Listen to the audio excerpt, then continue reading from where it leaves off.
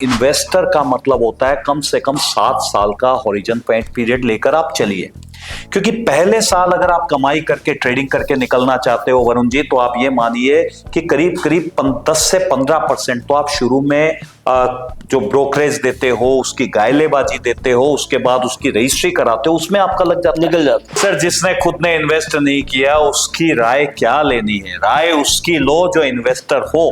मैं गारंटी देता हूं सर कि जिस भी कीमत में उसने कोई प्रॉपर्टी ली है उससे आज की डेट के अंदर हर 5 से 6 साल के पीरियड के अंदर उसको डबल करते जाइए। अगर उसको 20 साल हो गए हैं उस प्रॉपर्टी को लिए हुए, तो 5 साल में डबल, 10 साल में 4 गुना, 15 साल के अंदर 8 गुना, 20 साल में 16 गुना, यानी कम से कम भी उसकी प्रॉपर्टी 12 गुना बड़ी होगी। अगर मैं 6 साल में भी कन्वर्ट कर दूं, इससे कम अगर किसी की बड़ी हो तो उसको मेरे पास ले आइए सर। प्रॉपर्टी ऐसी चीज है जो हमेशा दिन दूनी रात चौगनी अप्रिशिएट करती है। मैं इसका एग्जांपल हूं। मैं फ्लैट की बात नहीं कर रहा हूं, फ्लैट हमेशा डिप्रिशिएट होता है, बंगलो हमेशा डिप्रिशिएट होता है, इवन मैं बोलता हूं विलास वगैरह जो है वो हमेशा डिप्रिशिएट होती है। मैं जो भी बात कर रहा हूं सर, ओपन लैंड की बात कर रहा हूं, प्लॉट्स की बात। अगर आपने मास्टर प्लान देख के सेक्टर रोड्स पे 40 फीट या उससे ज्यादा चौड़ी रोड पे और डेवलपिंग एरिया के अंदर अगर कोई प्लॉट खरीदा है, मैं लिखित में आपको गारंटी देता हूं, न तो आज तक आपकी उसकी प्रॉपर्टी की कीमत कम हुई है और न आगे चल के होगी। 2019 के अंदर वहां पे 15-16 हजार रुपए स्क्वायर यार्ड के अंदर जगह मिल रही थी और आज की डेट में मिनिमम से मिनिमम 80,000 रुपए की रेटें हैं। प्रॉपर्टी की तो सर कोई एमआरपी ही नहीं होती। सामने वाला अपने मन से उसके बोलता है कि साहब मैं 2 लाख रुपए लूंगा, आपको हो सकता है वो लाख रुपए लगे, लेकिन मान लीजिए कोई कारण से प्रॉपर्टी की कीमत 10% 15% अगर टूट गई, तो ये मान के चलिए कि आपकी खरीद के अंदर प्रॉब्लम थी सर। जब भी आप प्रॉपर्टी खरीदो, मास्टर प्लान को अच्छे से स्टडी कीजिए, उसके पास में सेक्टर रोड्स होनी चाहिए, कम से कम 40 फीट या उससे ज्यादा चौड़ी रोडें होनी चाहिए, ठीक है, और लोनेबल होनी चाहिए, जेडी अप्रूव्ड होनी चाहिए, फ्री होल्ड पट्टे वाली होनी चाहिए। और उन सबसे बड़ी बात, जब भी आपको इन्वेस्ट करना हो, हमेशा एक डेवलपिंग एरिया के अंदर इन्वेस्ट कीजिए जहां पर ग्रोथ आनी अभी बाकी है, यानी आज की बजाय फ्यूचर के लिए प्रॉपर्टी खरीदिए। आज उस जगह इन्वेस्ट कीजिए जहां पर 5 साल बाद आपको हरियाली नजर आती है। क्योंकि सबसे बड़ी बेवकूफी लोग ये करते हैं कि भ्रामक प्रचार के अंदर फंस के किसी की अच्छी बड़ी सेल्स टीम उसको बेवकूफ बना देती है और वो ऐसी जगह इन्वेस्ट कर लेते हैं जहां पर लोग प्रॉफिट कमा के निकल रहे होते हैं, और उस जगह पर जिस किसी व्यक्ति ने 5,000 में जमीन खरीदी, आज उसके 50,000 हो गए, वो तो उस 50,000 को बेचकर निकल रहा है और आपको लगा कि हाँ इस जगह में फील आ गई, आप उसमें 50,000 में जाके फंस जाते हो। लेकिन इन्वेस्टर को कभी भी फील के मायाजाल में नहीं फंसना चाहिए सर। आज जो प्लॉट आपको महंगा लग रहा है, 5 साल बाद वही प्लॉट आपको बहुत ज्यादा सस्ता लगने लग जाएगा। ये जो बेवकूफ लोग केवल और केवल बहाने खोजते हैं, और जो स्मार्ट लोग होते हैं ना, वही केवल डेवलपिंग एरिया के अंदर जमीन खोजते हैं, चाहे वहां फील हो या नहीं हो। दुनिया में प्रॉपर्टी ही एक ऐसी चीज है जिसे अगर आप गिरवी भी रखो ना, तो उससे भी आपकी इज्जत बढ़ती है। जमीन वो पैसिव इनकम है जो बिना काम करे भी दिन दूनी रात चुगनी तेजी से बढ़ती है। आप केवल जमीन नहीं खरीदते सर, जमीन के साथ आप अपनी इज्जत की सुरक्षा भी करते हो, उसकी सेफ्टी खरीदते हो, फ्यूचर खरीदते हो, इससे बड़ी इमोशंस खरीदते हो, हैप्पीनेस खरीदते हो। आज पूरा मन बना लिया है, प्रॉपर्टी खरीदनी ही खरीदनी है, फुल मोटिवेटेड हो और प्रॉपर्टी खरीद कर ही रहूंगा। लेकिन उसके बाद मेरा दोस्त घर पे आता है, कहता है रिसेशन आने वाला है मेरे भाई, अभी मत इन्वेस्टमेंट कर। उसकी बात से मैं रुक जाता हूं, नहीं करता। ये प्रॉब्लम आपके साथ भी होती है, सच सच बोलना, मुझे पता है होती है आपके साथ भी। और ऐसी प्रॉब्लम क्यों होती है, क्या उसका सोल्यूशन है, इस सब चीजों के लिए आज ये वीडियो आपके लिए प्रॉपर्टी की जन्म घुट्टी होने वाली है। पी लीजिएगा, लास्ट तक बिल्कुल देखिएगा। मेरे साथ अवनीश बैद सर है। सर, ये जो प्रॉब्लम हो रही है कि लोग रिसेशन से डर रहे हैं, कह रहे हैं कि अब रिसेशन आने वाला है, प्रॉपर्टी का इन्वेस्टमेंट नहीं करते, एक अच्छा डिसीजन करने जा रहे थे पर रुक जाते हैं, ऐसे लोगों का क्या किया जाए? सर ये लोग कौन है, कहां पर पाए जाते हैं, ये क्या प्लेनेट से आते हैं? मैं ये भी नहीं समझ पा रहा सर। लोग तो भविष्यवाणी करते हैं, क्या उन्होंने भविष्यवाणियां आगे देखी है? सर कोविड का टाइम आपको याद है, काफी सारे बड़े बड़े पंडितों ने भविष्यवाणी की थी। उन्होंने इवन मुहूर्त निकाल दिए थे कि घर का मुहूर्त इस दिन होना है, इसकी शादी का मुहूर्त ये है। लेकिन वो 2 साल ऐसे धुल गए जहां पर किसी के मुहूर्त नहीं हुए, और इवन जिन्होंने मुहूर्त निकाले थे उनका खुद का भी चला गया, क्या हुआ पता नहीं लगा। सर सबसे पहली बात तो ये जो प्रिडिक्शन है, ये जो भविष्यवाणियां हैं, इनको करना लोग बंद करें, क्योंकि आज की तारीख में डर बेचा जाता है सर। शेयर मार्केट में भी यही होता है कि जिस दिन किसी कंपनी वाले को शेयर खरीदना होता है, वो टाई पहनावे एक आदमी को टीवी पे बिठाता है, कहता है साहब ये वाला शेयर है, इसकी कीमत घटने वाली है, इसके रिजल्ट खराब आने वाले हैं। पब्लिक जब उस शेयर को बेचती है, उसी समय वो प्रमोटर जो है उस शेयर को खरीद रहा होता है। ये जो डर है, डर डर के जीना बंद कर दो सर। दूसरी बात करते हैं सर क्या होता है करेक्शन, क्या होता है प्रॉपर्टी मार्केट का डाउन होना, कितने % पे आप मानते हो? दूसरी चीजों की अगर मैं बात करूं तो सर 20-30% अगर कोई चीज मार्केट डाउन हो जाए, इसका मतलब मैं उसको मानता हूं कि मार्केट में करेक्शन आ गया। लेकिन प्रॉपर्टी मार्केट ऐसी चीज है, जब तक वो 50% डाउन नहीं होगा, मैं उसको करेक्शन मानता ही नहीं हूं, मैं मंदी की आहट सुनता ही नहीं हूं। क्या ऐसा हो सकता है कभी 50% डाउन हो सकता है? सर मैं तो ऐसा नहीं समझता कि आने वाले अगले 3 साल के अंदर 50% मार्केट डाउन होगा। अच्छा ये बताइए सर, आप कितने सालों से इन्वेस्ट कर रहे हैं? हाँ। आपने कभी डाउनफॉल देखा? थोड़ी सी अपनी जर्नी बताइए, कब से आप प्रॉपर्टी में इन्वेस्ट कर रहे हैं, क्या आपने तब से लेकर आज तक कोई डाउनफॉल देखा? क्योंकि आप एक लंबी रेस के घोड़े वाले इन्वेस्टर है सर। सर देखिए, मैं सीधी सी बात बताऊं, अगर मेरी बात करूं, मैंने अभी तक प्रॉपर्टी के अंदर कभी भी डाउनफॉल नहीं देखा। मैंने अपनी फर्स्ट प्रॉपर्टी रूटीन के अंदर जैसे लेनी अलग हो गई, इन्वेस्टमेंट के मतलब से 2005 के अंदर मैंने फर्स्ट प्रॉपर्टी मेरी ली थी। सर इन 20 साल के पीरियड में मैंने सारे डाउनफॉल देख लिए। 2008 की लेमन की मंदी जो थी, शेयर मार्केट पूरी तरीके से तबाह हो गया था। उसके बाद 2014 में डिमोनेटाइजेशन आया था। उसके बाद सबसे भयावह जो चीज थी कोविड साहब, 2019, 20, 21 में कोविड का पूरा माहौल था, जहां पर लोगों के परिवार उजड़ गए थे।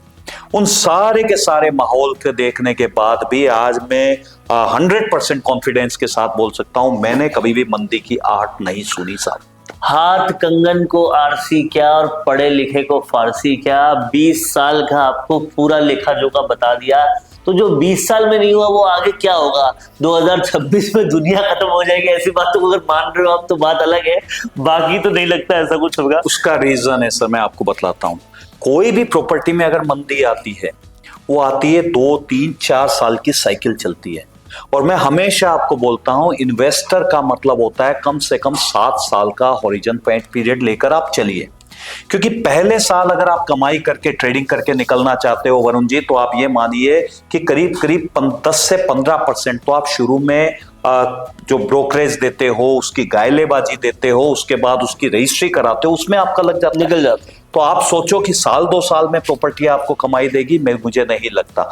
वो जो ब्रोकर्स हैं जिन्होंने एडवांस देकर रजिस्ट्री से पहले प्रॉपर्टी बेचनी होती है, मैं उनकी बात नहीं कर रहा। एक इन्वेस्टर जिसने रजिस्ट्री करवानी होती है, उसके लिए कम से कम 7 से 10 साल का पीरियड होता है। मान लीजिए किसी भी कारण से 2 साल बाद, 3 साल बाद कोई रीजन भी मंदी आ जाती है, हो सकता है उससे पहले या तो आप प्रॉपर्टी बेच दो, लेकिन गलती से आपके पास प्रॉपर्टी रह भी गई तो 4 साल निकलते ही वो दुगनी तेजी से भागती है सब वापस। और इसका एग्जाम्पल कोरोना है, जितना रुका था उससे ज्यादा फिर भागा भी, इस बात को भूलना नहीं है। सर जयपुर की प्रॉपर्टी की कीमत कोरोना के टाइम में, जिसने 2021 में कोई प्रॉपर्टी खरीदी थी, मान लीजिए किसी ने 10,000 रुपए में खरीदी थी, आज वो 40,000 रुपए से कम नहीं है। 3 साल में इतने बड़े रिटर्न अगर कोई चीज देती है तो मुझे बताइए ये सच्चाई है। 7 साल का होराइजन लेके चलो, कहीं नहीं जाएगी, कुछ भी मंदी नहीं होगी।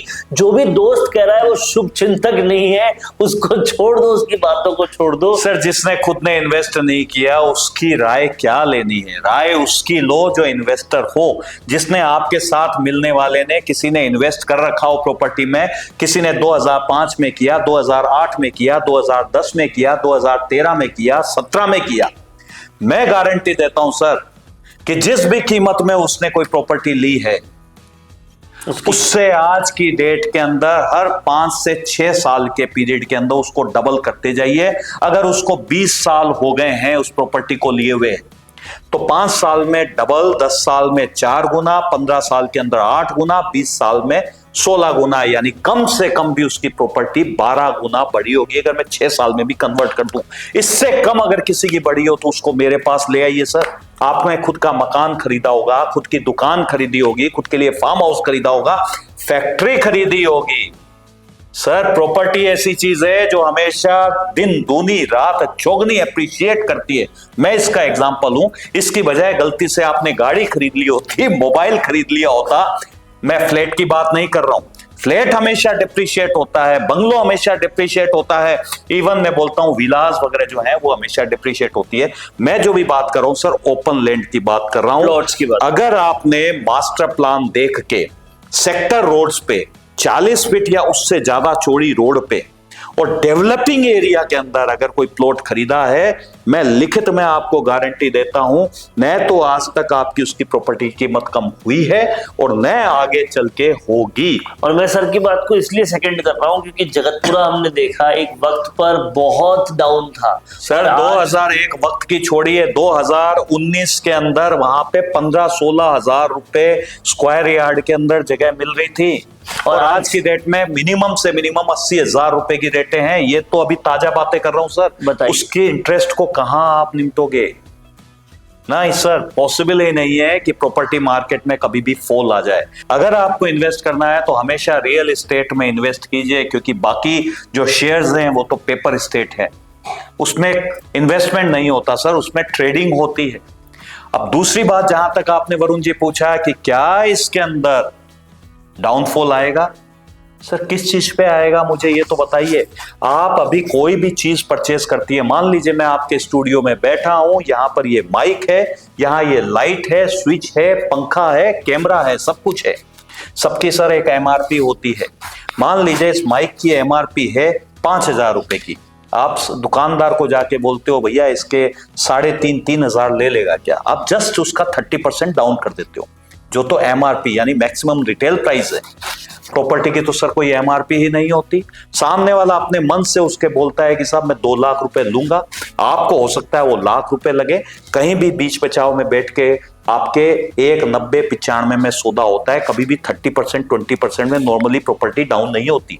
लेकिन मान लीजिए कोई कारण से प्रॉपर्टी की कीमत 10% 15% अगर टूट गई, तो ये मान के चलिए कि आपकी खरीद के अंदर प्रॉब्लम थी सर। सही बात।